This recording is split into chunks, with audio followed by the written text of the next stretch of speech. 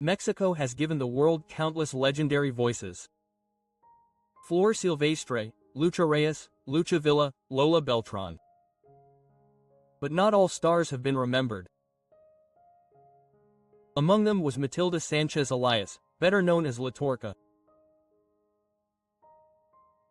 A singer of unmatched talent, grace, and beauty, she captivated audiences with her powerful voice and became the pioneer of the falsetto in ranchera music. Yet despite her incredible gifts, history has largely forgotten her.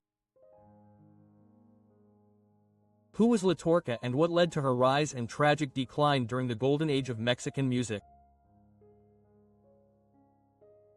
In this video, we reveal the life, career, and moving story of Matilde Sánchez. The voice that should have stood alongside the greats, but was all but lost to time. Prepare to be moved, inspired, and perhaps outraged by the story of this forgotten icon.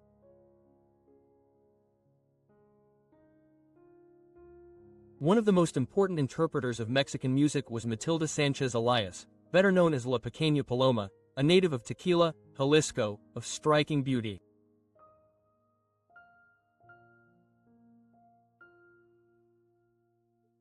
Born on March 13, 1927, she became a pioneer of ranchera music, recognized as the first singer to incorporate the falsetto into her performances, a technique she used to reach high notes and give her songs a unique and emotional style.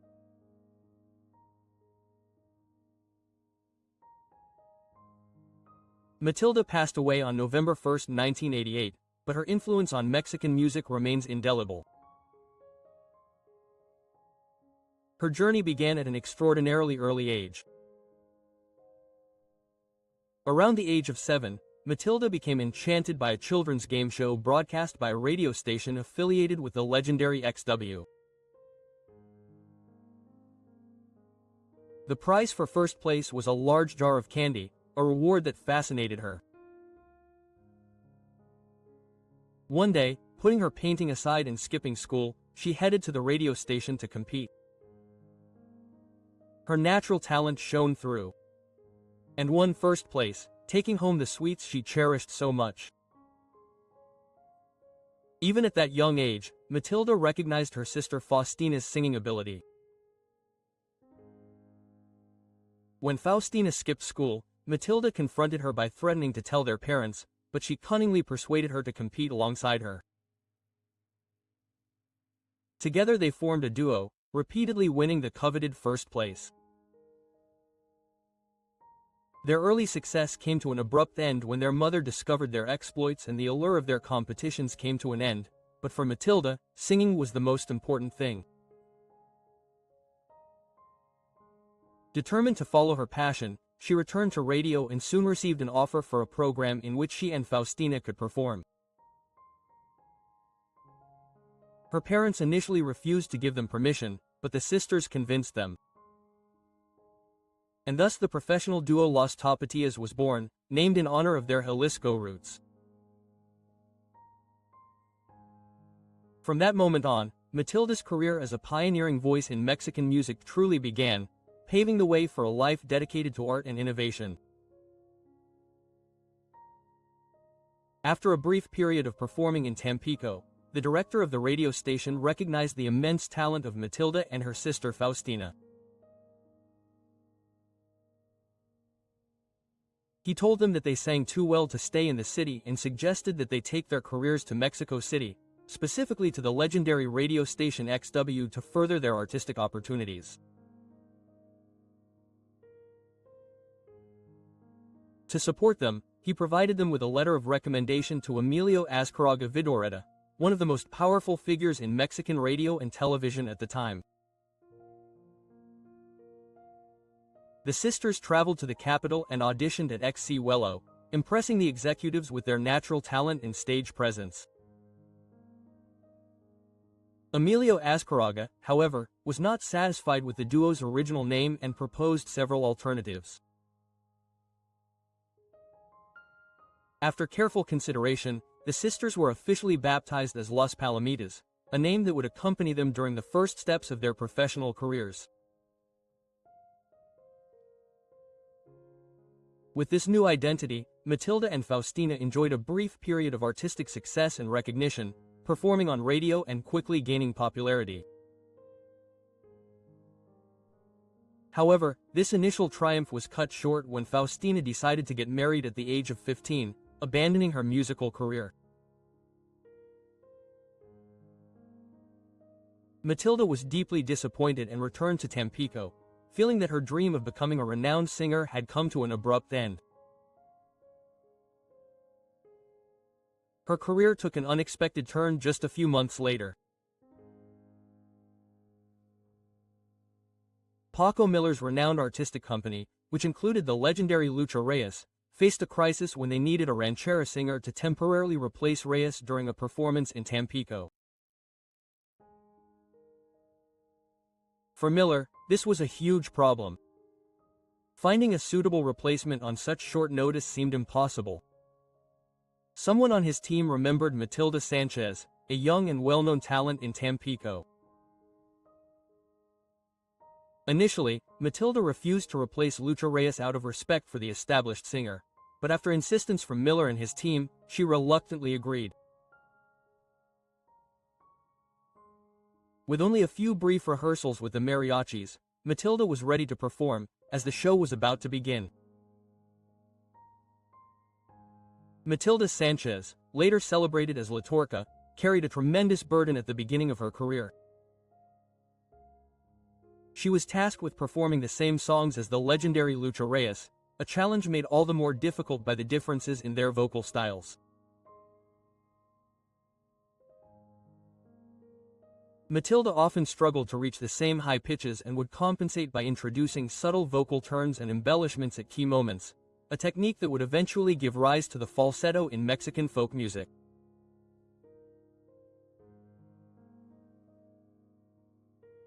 These distinctive features Matilde developed added originality to her voice and helped define her unique singing style. Her falsetto became iconic, inspiring future generations of ranchera singers, including the renowned Miguel Aces Mejia, leaving an indelible mark on the genre. Despite her youth and the pressure of performing in place of such a revered artist, Matilde displayed extraordinary courage. As the music began, she addressed the audience, declaring that she had no intention of replacing Lucha Reyes, who was irreplaceable. However, she saw this opportunity as crucial in determining whether she should continue with her solo career. She asked the audience to be her judges. If they approved, she would continue, if not, she would retire. At the end of her performance, the audience rose to applaud her, recognizing her talent and courage. In that moment, a shining star was born. Matilde Sánchez was nicknamed La Pequeña Paloma, or the Little Dove, gaining recognition in Mexico and internationally as the young queen of ranchera music. Her fame transcended the stage. She also appeared in several films during the 1940s and 1950s, including Juan Charrasqueado, alongside Pedro Armendariz, and When the Heart Speaks with the immortal Pedro Infante. These appearances cemented her status as one of the most promising and influential voices of her generation. A legacy built on skill, innovation, and unwavering courage. Matilde Sánchez Elias, known as La Pequeña Paloma, continued to captivate audiences with her incomparable vocal talent. Her performances of songs such as Aries de Mi Tierra demonstrated her extraordinary ability to reach the highest notes within the ranchera genre, cementing her reputation as one of Mexico's finest vocalists. Her personal life intertwined with her career. She married Panamanian Oscar Grimaldo, with whom she had a daughter, Norma Grimaldo Sánchez. After Grimaldo's death, Matilde remarried Octavio Camacho, with whom she had a second son, Sergio Camacho Sánchez, balancing her family life with her artistic pursuits. Matilde's career flourished on the radio, where she became a featured star of the program Esta es Mi Tierra, broadcast by Shabu and produced by Tata Nacho. Her performances earned her recognition and acclaim. Residents of her hometown of Tequila fondly remember how every December 8th, Matilde would arrive accompanied by the Mariachi Vargas de Tecatitlán to sing morning songs in honor of the Virgin of the Immaculate Conception. She captivated audiences not only with her voice but also with her stage presence. She would appear at 5 a.m. in a beautiful white, ruffled dress, her curly brown hair covered in a rebozo, radiating elegance and grace.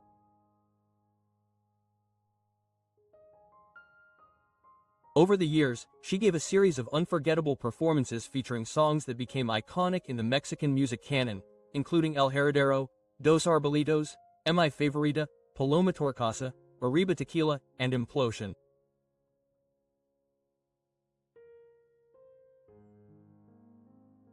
Her extraordinary vocal range was most evident on Aries del Mayab, where she reached the highest notes ever performed by a ranchera singer, cementing her reputation as a technical and emotional force in the genre.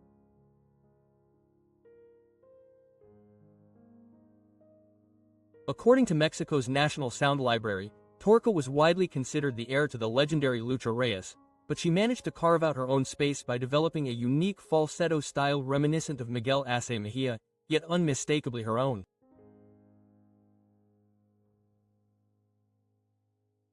This falsetto became her signature, allowing her to explore high notes previously unattainable in ranchera music. Her daughter Norma Grimaldo remembered her mother's creativity and innovation. Just as Lucha Reyes is known for her high-pitched voice, Lucha Villa for her low tone, and Lola Beltran for reaching very high notes, my mother is remembered for her falsetto. She used this device because she could not reach certain high notes, but in her voice the falsetto took on a new identity. She is considered the creator of the ranchera falsetto, because before her it only existed in the guapango. Thanks to this innovation, Matilde Sánchez not only preserved the traditional spirit of the ranchera but also expanded its expressive possibilities, leaving a lasting impact on the genre.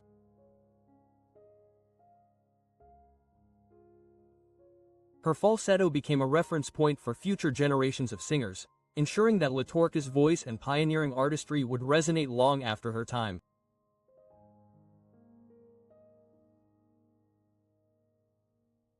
Offstage, Matilde led a life filled with curiosity, creativity, and a love for simple pleasures that kept her grounded amidst the whirlwind of her musical career.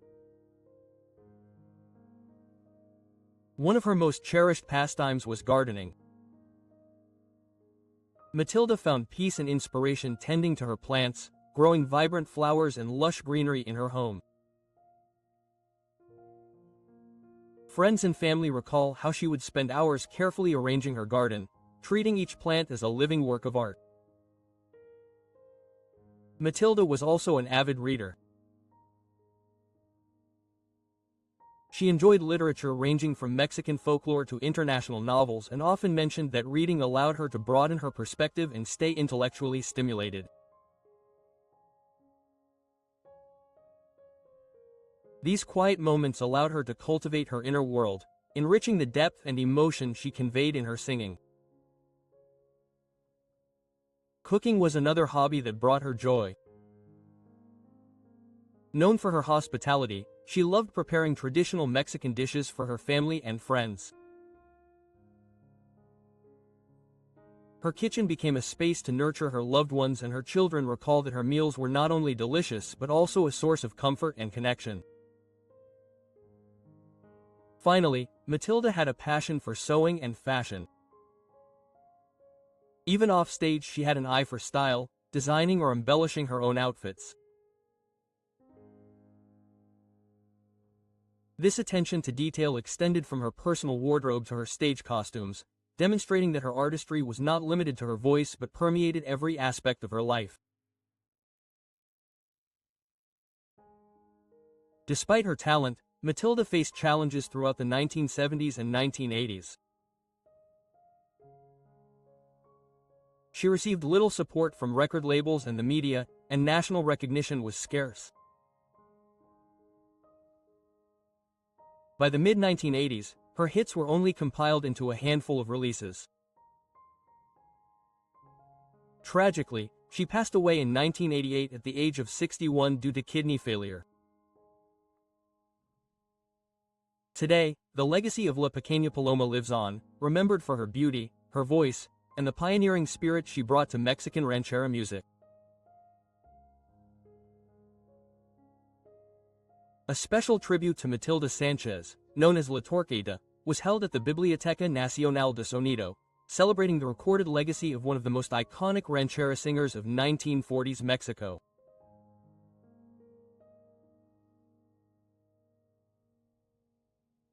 The listening session took place on Monday, September 19, 2016 at 7 p.m. in the Murray Schaefer Room, offering fans and scholars the opportunity to relive her extraordinary contributions to Mexican music.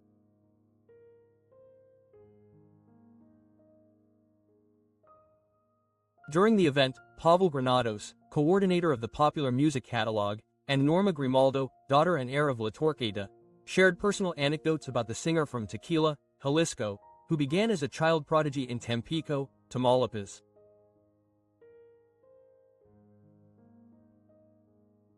Attendees were able to learn about her early rise, from radio contests to her first professional performances, and delve into her unique falsetto style that transformed ranchera music. The tribute also explored her career in film during the 1950s, where she starred alongside legendary figures such as Pedro Infante, Pedro Armendariz, and the Solar Brothers. Her participation in radio programs such as Así es mi tierra, directed by composer Tatanacho, was highlighted, emphasizing her versatility and lasting influence on Mexican music and culture. The session featured her most celebrated recordings, including Aries del Mayab, El Heredero, Dos Arbolitos, Mi Favorita, Paloma Torcasa, Arriba Tequila, and Imploration. Previously unreleased photographs and video clips from her performances were also shown, offering a rare glimpse into both her stage presence and her cinematic forays.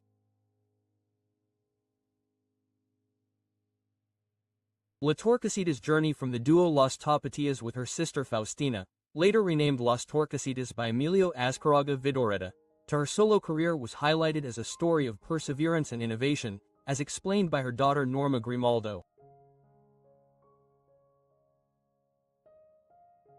Just as Lucha Reyes is recognized for her high-pitched voice, Lucha Villa for her deep tone, and Lola Beltran for reaching very high notes, my mother is remembered for her falsetto. She is considered the creator of the ranchero falsetto because before her it only existed in Huapango. The tribute celebrated both her artistry and her enduring legacy, reaffirming why Matilde Sánchez, La Torca remains a beloved figure in Mexican music history. Admission was free, though capacity was limited, allowing attendees to experience an intimate and unforgettable tribute to the queen of ranchera falsetto.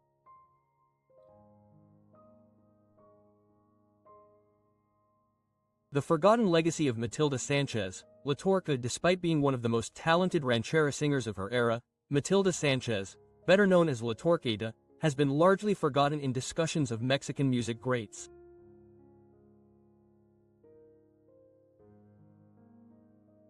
While contemporaries such as Flor Silvestre, Lucha Reyes, and Lola Beltran remain celebrated, Matilde's contributions have often been overlooked.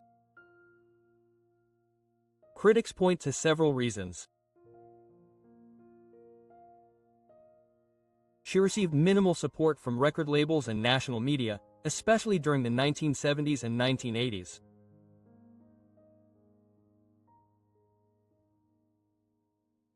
Her performances were rarely promoted, and television programs that could have highlighted her talent were scarce. Even tributes to her work were limited, leaving her name less well-known to younger generations, despite her pioneering contributions, particularly in introducing the falsetto to ranchera music.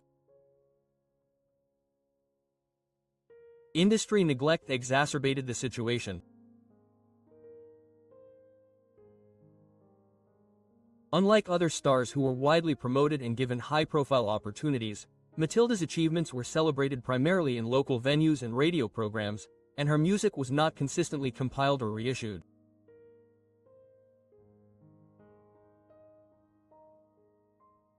As a result, many of her iconic songs faded from public consciousness, and she did not receive the formal recognition she deserved during her lifetime.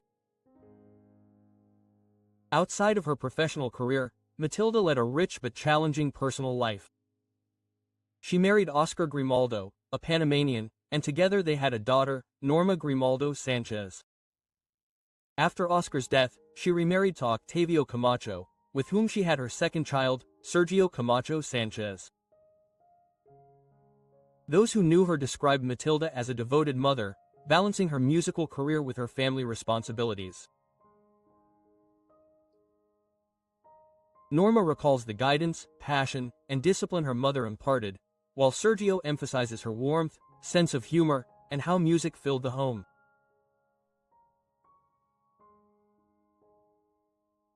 Her children remember her not only as an exceptional singer but also as a strong and loving woman who faced life's difficulties with resilience.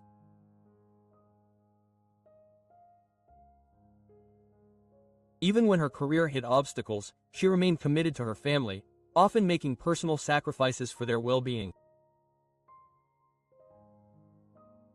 Today, both Norma and Sergio cherish her memory by preserving her legacy through family stories and music. Latorca's story underscores a larger issue. Even immense talent can be overshadowed by industry politics, media neglect, and temporal context. Although she once captivated audiences and influenced countless performers, her contributions were not always formally recognized. Yet for those who knew her and for her children, Matilda's legacy lives on. An example of artistry, courage, and dedication that transcends commercial fame, her enduring influence is thought-provoking. Why do some of the greatest talents fade from public memory while others are endlessly celebrated? Matilde Sánchez, Torcacita, may have been forgotten by the general public, but her influence on ranchera music and the memories of her family keep her legacy alive. From her pioneering use of the falsetto to the love and guidance she provided to her two children, Norma and Sergio, her story is one of immense talent, resilience, and heart. What do you think? Why do you think some artists like Latorca are less remembered than their contemporaries despite their groundbreaking contributions? Share your thoughts in the comments, and don't forget to like this video and subscribe for more stories about iconic yet underrated figures in music and entertainment. No,